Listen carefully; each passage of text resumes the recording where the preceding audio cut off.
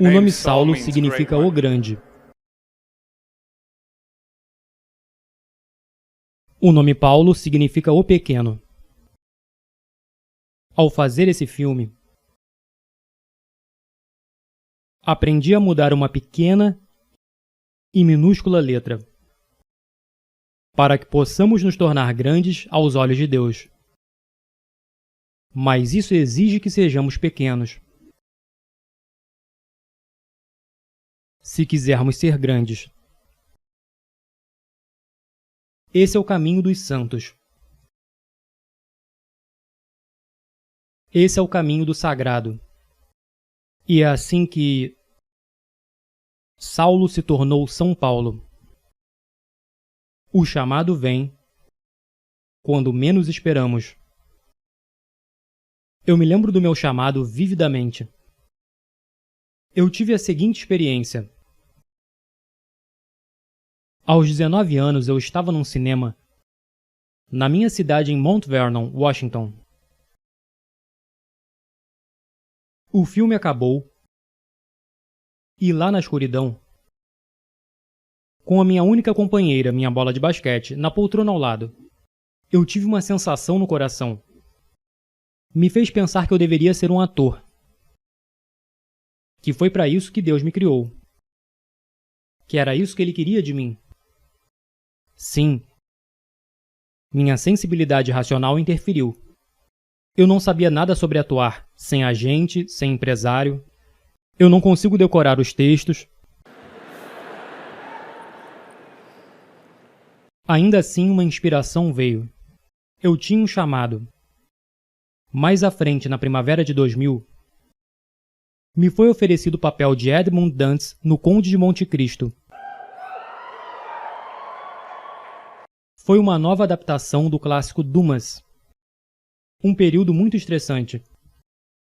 Pela primeira vez na vida eu senti o que é ser um ator principal. E eu me deparei com aquilo que eu almejava alcançar por tanto tempo, mas não tinha paz. Tudo nesse filme foi uma batalha. Meu personagem, Edmund Dantes, está preso injustamente. Tanto no livro quanto no filme, ele escreve com uma pedra na parede: Deus me fará justiça. Com tudo contra ele, aquele homem solitário se compromete a se libertar e vencer o mal, incluindo o mal que vive nele. Há uma cena maravilhosa entre Edmund e outro prisioneiro, um sacerdote, interpretado pelo grande Richard Harris. Numa profunda depressão, em um momento de total desespero, quando o sacerdote está no chão à beira da morte, ele se dirige a Edmund e diz sua lição final: Não cometa um crime pelo qual você está sendo condenado. Lembre-se do que Deus diz: a vingança é minha. Eu olhei para baixo e disse: Mas eu não acredito em Deus. E ele diz para mim: Isso não importa, Edmund. Ele acredita em você. Ele acredita. Deus ama cada um de nós pessoalmente. E Ele está lá para nós. Mesmo em nossos momentos de maior desespero. Depois de gravar Monte Cristo, inexplicavelmente eu recebo uma ligação de Mel Gibson. Meu agente não ligou, meu empresário não ligou. E eu não conhecia Mel Gibson. E eu não estava tentando conseguir esse papel, porque ninguém sabia que ele tinha um projeto em andamento. Mel Gibson. Ele quer que eu faça o papel de Jesus Cristo. Ele quer o cara com as iniciais de JC, que a propósito tinha 33 anos, para interpretar Jesus Cristo. Isso é uma coincidência? Eu não acho que seja. A sua vida é uma coincidência? Ou seria uma oportunidade? Talvez alguns de vocês estejam deprimidos agora, ou confusos, incertos sobre o futuro, feridos. Mas não é o momento de desistir, nem de se dar por vencido. Quando eu estava lá em cima na cruz do Calvário, aprendi que em seu sofrimento estava a nossa redenção. Lembre-se que o servo não é maior que o mestre. Cada um de nós deve carregar nossa própria cruz.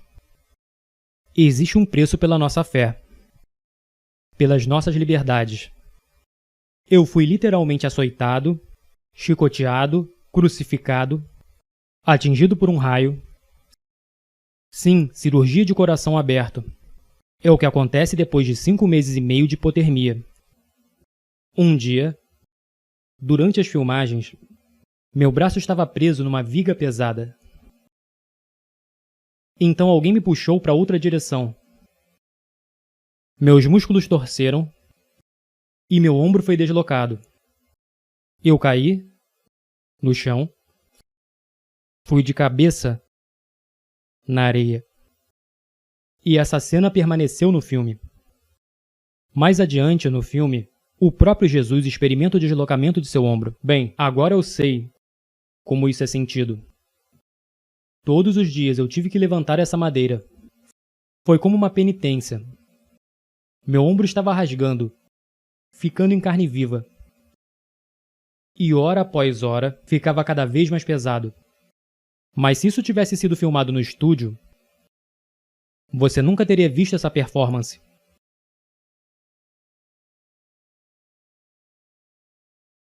Esse sofrimento fez a minha performance.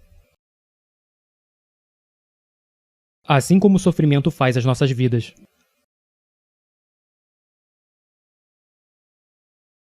Alguns de nós nesse momento, e vocês os conhecem, se agarram a um falso cristianismo. De palavras bonitas, eu chamo isso de Jesus feliz e a glória. Pessoal, houve muita dor e sofrimento antes da ressurreição. E a sua caminhada não será diferente. Então abrace sua cruz e siga em direção ao seu objetivo. Eu quero que você entre nesse mundo pagão. Eu quero que você entre nesse mundo pagão e confesse descaradamente sua fé em público. O mundo precisa de guerreiros orgulhosos, animados por sua fé. Guerreiros como São Paulo e São Lucas, que arriscam seus nomes e suas reputações para levar sua fé, seu amor por Jesus ao mundo. Deus está chamando cada um de nós, a cada um de vocês, para fazerem grandes obras, mas quantas vezes nós não respondemos e ignoramos sua voz como se fosse um devaneio mental?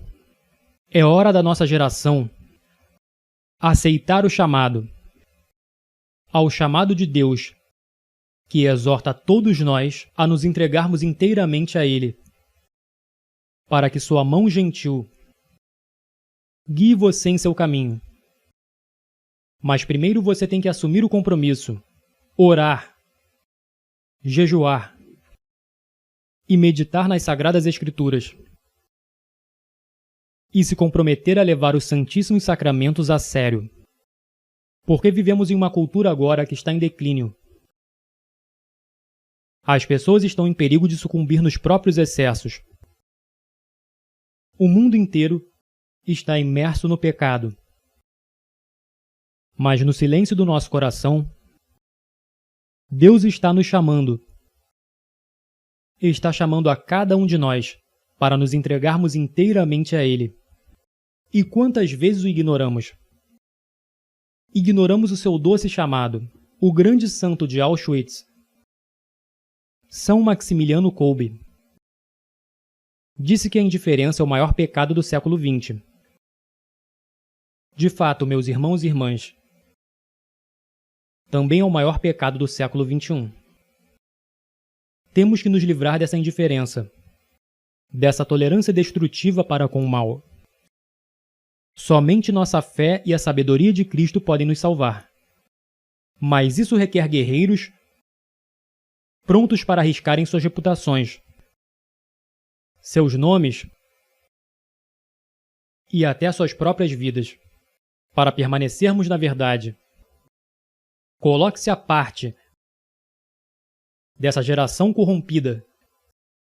Seja santo Você não foi feito para se encaixar. Você nasceu para se destacar.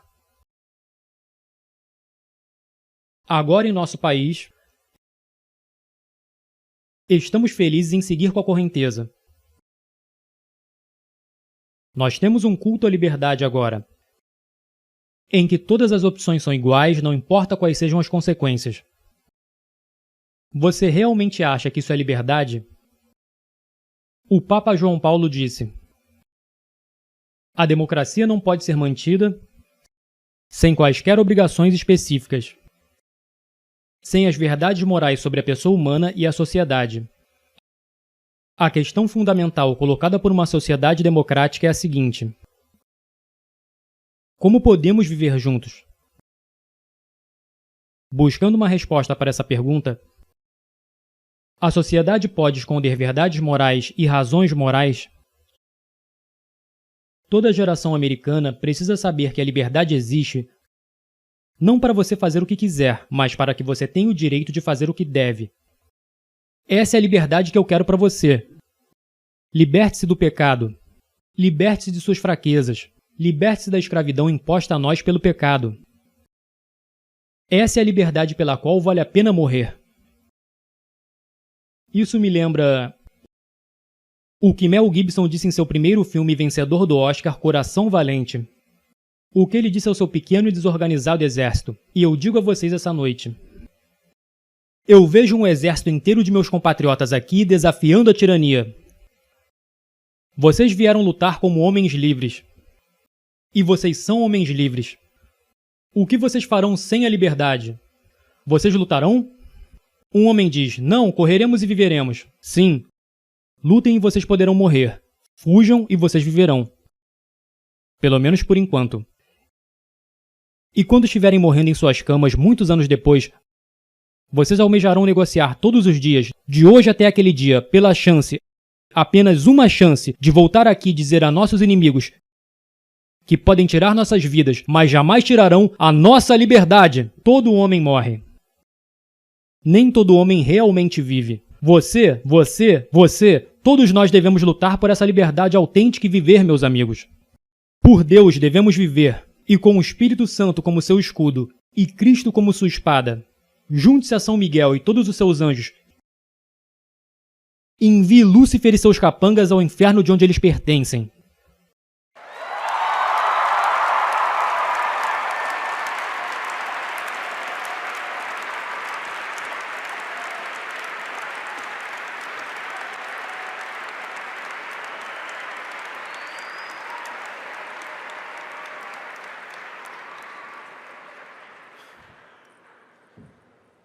Saulo significa o grande. O que Paulo significa? O pequeno. Então, se quisermos ser grandes aos olhos de Deus, o que precisamos ser? Pequenos? Quero dizer, o que precisamos ser? Desculpe. Pequeno. Que Deus ame e proteja todos vocês e os guie por todos os dias de suas vidas. Eu não posso te ver agora, mas mal posso esperar para te ver no céu. Amo vocês, que Deus abençoe. Lute firme.